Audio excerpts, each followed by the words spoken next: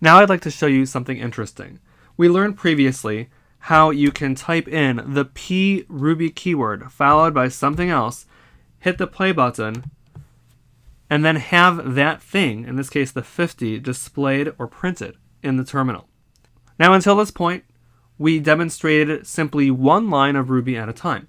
However, in Ruby and in every programming language, you can actually write multiple lines of code. So let's do P50, but on the next line, we will do P100. And then on the following line, P1 plus 1. And then P5 times 5. And let's see what happens when we run the play button.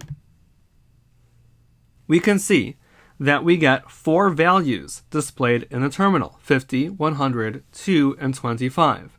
In other words, we have typed in the text editor 4 lines of code, and when we run that code, all 4 lines get run.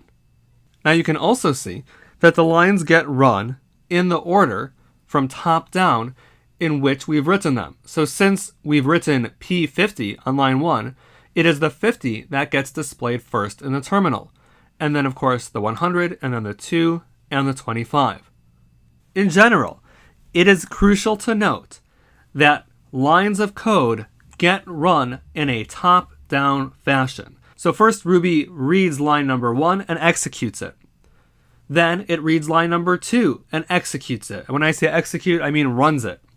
Ruby then moves on to line number 3 and runs it. Then it moves on to line number 4 and runs it. So what I refer to as the code flow, that is the way that the flow of the code occurs, is top down, one line at a time. So we have 4 lines of code. Ruby runs them, line 1 first, and then line 2, and then line 3, and then line 4, which explains why we get the 50, 100, 2, and 25 in our terminal in that particular order.